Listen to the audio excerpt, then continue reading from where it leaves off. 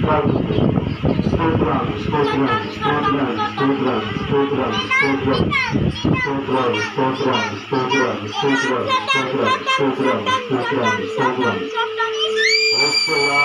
స్తోత్రాలు స్తోత్రాలు స్తోత్రాలు స్తోత్రాలు